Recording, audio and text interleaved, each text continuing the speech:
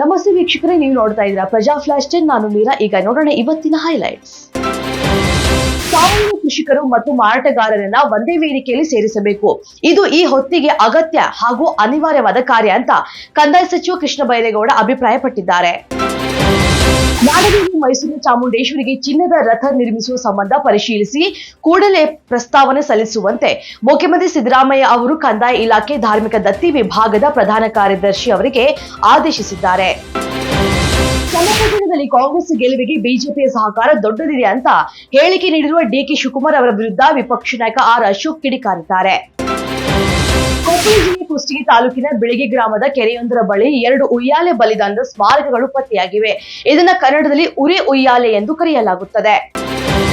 ಸಂಡೂರು ಉಪಚುನಾವಣೆಯಲ್ಲಿ ಗೆದ್ದು ಬಳ್ಳಾರಿ ಜಿಲ್ಲಾ ರಾಜಕೀಯಕ್ಕೆ ಮರಳಿದ್ದನ್ನ ಅದ್ದೂರಿಯಾಗಿ ಆಚರಿಸುವುದಕ್ಕೆ ಬಯಸಿದ ಗಂಗಾವತಿ ಶಾಸಕ ಹಾಗೂ ಬಿಜೆಪಿಯ ಮುಖಂಡ ಗಾಲಿ ಜನಾರ್ದನ್ ರೆಡ್ಡಿ ಅವರಿಗೆ ಸೋಲಿನಿಂದ ಭಾರೀ ಮುಖಭಂಗವಾಗಿದೆ. ಮೂಲಸೌಕರ್ಯಕ್ಕೆ ಹೆಚ್ಚಿನ ಆದ್ಯತೆ, ಕ್ಷೇತ್ರಕ್ಕೆ ಮಲ್ಟಿ ಸ್ಪೆಷಾಲಿಟಿ ಆಸ್ಪತ್ರೆ ತರುವುದು ನನ್ನ ಗುರಿ, ಅನ್ನಪೂರ್ಣ ತುಕಾರಾಂ.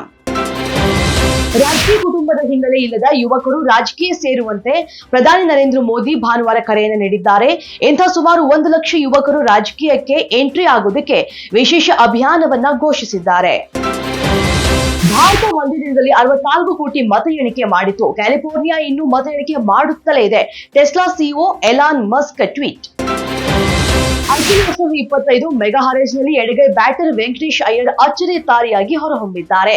ಹಾಲಿ champion Kolkata Knight Riders RCB ಜೊತೆಗೆ ಗುದ್ದಾಡಿ ವೆಂಕಿ ಅವರನ್ನ ಮರಳಿ ತಂಡಕ್ಕೆ ಕರೆತರೋದಕ್ಕೆ 23.75 ಕೋಟಿ ರೂಪಾಯಿ ನೀಡಿದೆ. ರಿಷಬ್ ಶೆಟ್ಟಿ ನಟಿಸಿ ನಿರ್ದೇಶಿಸುತ್ತಿರುವಂತಹ ಕಾಂತಾರ ಚಾಪ್ಟರ್ 1 ಸಿನಿಮಾದಲ್ಲಿ ನಟಿಸ್ತಾ ಇರುವಂತಹ ಕಲಾವಿದರ ಬಸ್ ಅಪಘಾತ ಆಗಿದೆ. ಶೂಟಿಂಗ್ ಸಲುವಾಗಿ ಜೂನಿಯರ್ ಕಲಾವಿದರನ್ನ ಕರೆದುಕೊಂಡು ಹೋಗಿದ್ದ ಮಿನಿ ಬಸ್ ಪಲ್ಟಿಯಾಗಿದೆ. ಇದಿಷ್ಟು ಇವತ್ತಿನ ಪ್ರಜಾ ಫ್ಲಾಶ್. ಇನ್ನಷ್ಟು ಅಪ್ಡೇಟ್ಸ್ಗಾಗಿ ನೋಡ್ತಾ ಇರಿ ಪ್ರಜಾಧ್ವನಿ ಟಿವಿ.